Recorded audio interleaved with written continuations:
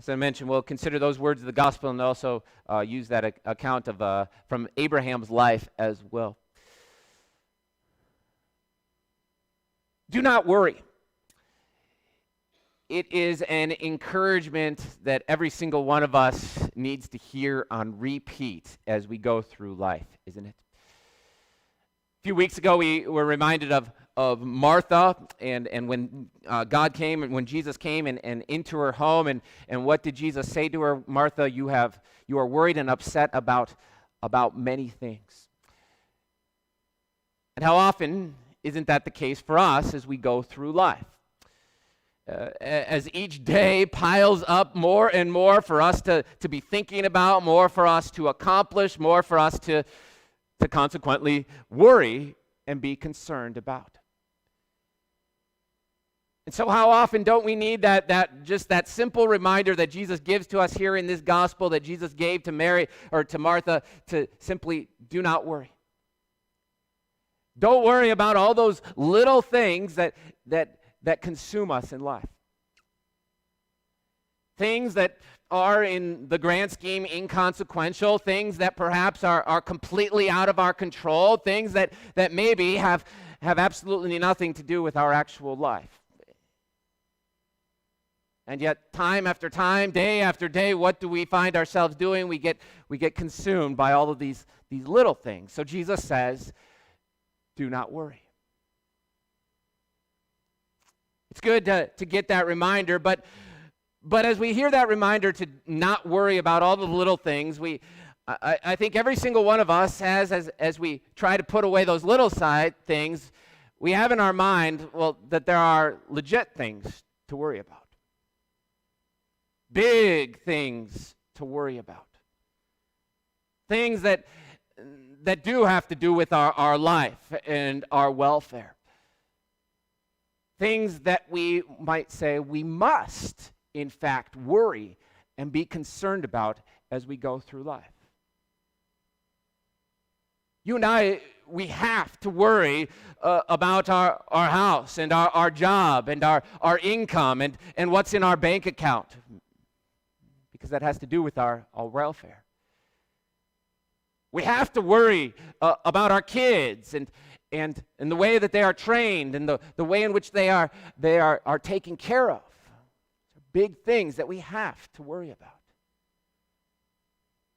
You have to worry about your aging parents and be concerned about them and how you're going to care for them as they get old.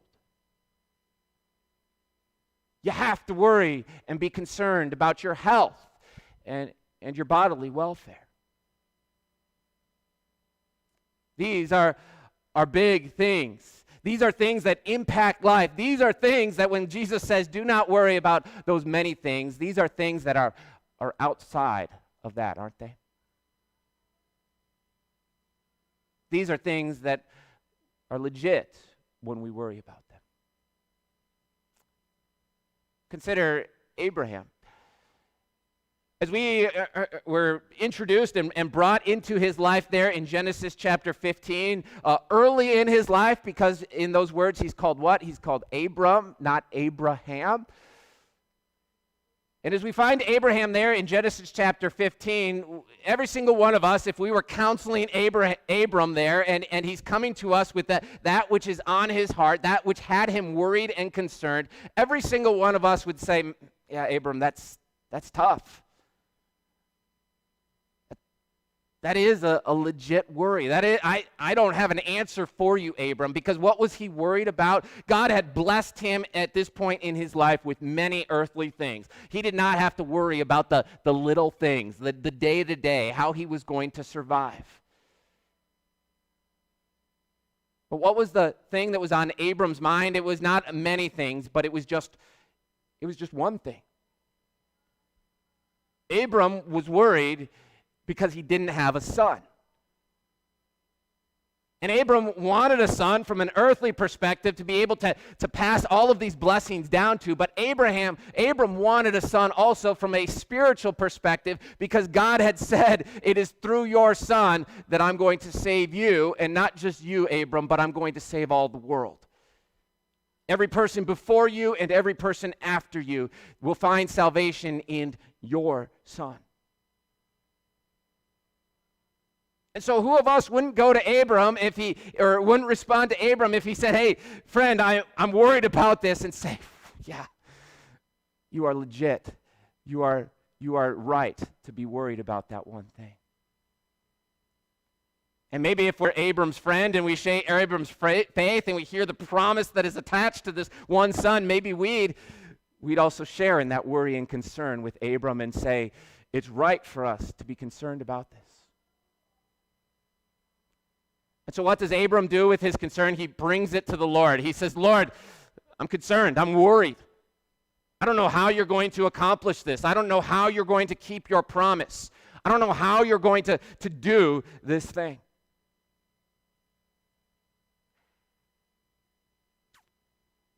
And what does God do with this huge worry? Does God come to Abram and say, yes, Abram, this is tough, this is huge, this is big, this is something that I've been concerned and worried about myself? No, instead, what does God do?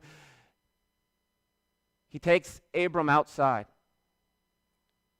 And to this man who is focused and narrowed in on this one worry and concern and problem in his life, and God says, look away from that worry and look up. And as you are consumed by this one worry, I want you to try to count all of those stars. And as you even try to count all of those stars, I want you to understand how I'm going to take care of that one worry that's on your mind. Abram, as you're thinking about one son, I'm thinking about thousands. Millions, billions even, of sons that I'm going to bless through you. Sons that I'm going to make mine and not just yours through the work of the one who's coming through that son that you will indeed have. Abram, as you're focused on this one worry, I'm thinking about the billions that I will save through my son, Jesus, whom I send into the world. Abram, as you're thinking about your one problem, consider the greatness of my grace, the greatness of my power, the greatness of the way in which I'm going to answer that worry, that concern in your life. From one concerned disciple of God to 12 that we find in the gospel. And once again, if we were friends, family of the 12 disciples, men who had left everything to follow Jesus, who had left their homes and their possessions and their jobs. And if these men came to us and expressed to us their concerns, we'd say, you have legit reason perhaps to be worried. Because in the recent days and weeks, Jesus had upped the ante a little bit in regards to what was ahead for these disciples. As they were traveling during the last weeks of Jesus' life, from the Mount of Transfiguration to Jerusalem, where Jesus has promised that he's going to suffer and die and then leave this world, what has he been saying to these disciples? He's been talking to them about the cost of discipleship. About what they're going to have to give up from an earthly perspective, even from a life perspective.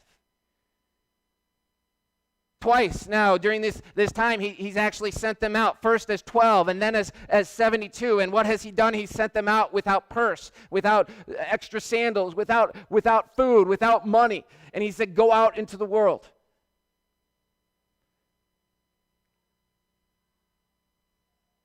And now as he's talking about leaving, the one who has provided for them, the one who has given them direct guidance, as he's saying, I'm going to leave you, wouldn't we say to each of these men, you are right to be concerned about what lies ahead. You don't have a job.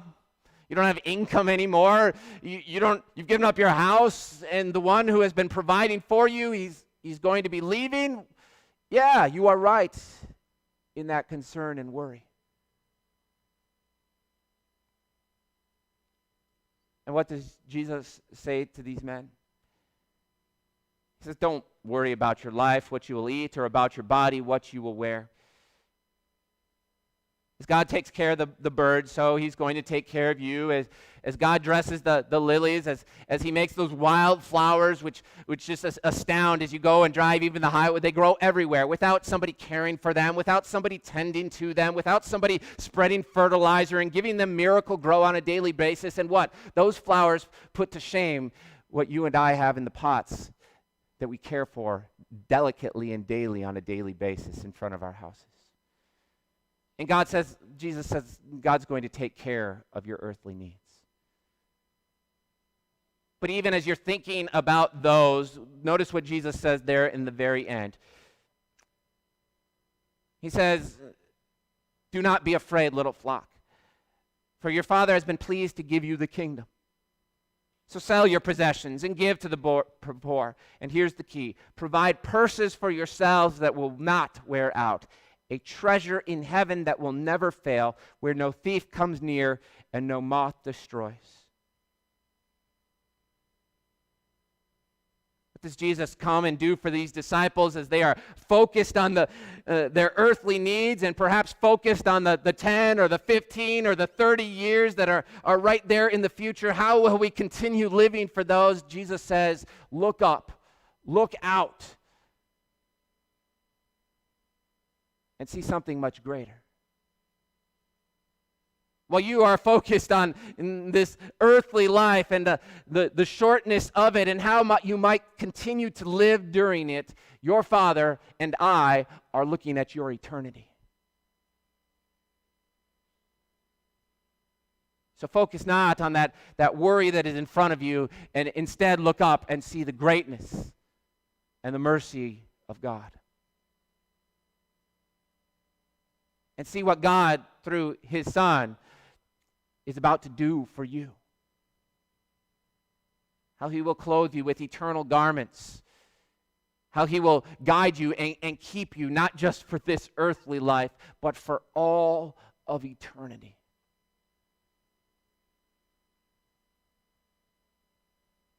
To 12 disciples worry, God says, look at the greatness of God. So what is it that worries you? What is that big thing that is on your mind? What are those big concerns that you have that don't just take your attention and divert it on a day-to-day basis, but which grab you and hold you each and every day of your life? What are those things that worry and concern you? I have no doubts that worry and that concern is legit. No questions that those big concerns that are on your mind are in fact big and valid. And in fact, if you come to me or you go to your friends and you say, how do I solve this? I say, I don't know, that's tough.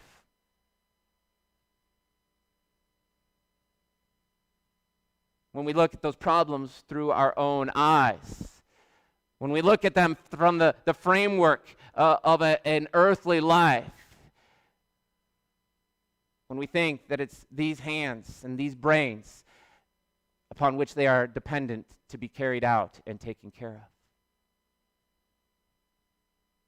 But take those big, legit concerns of our life and now put them next to the greatness of a good and gracious God, and what happens to them?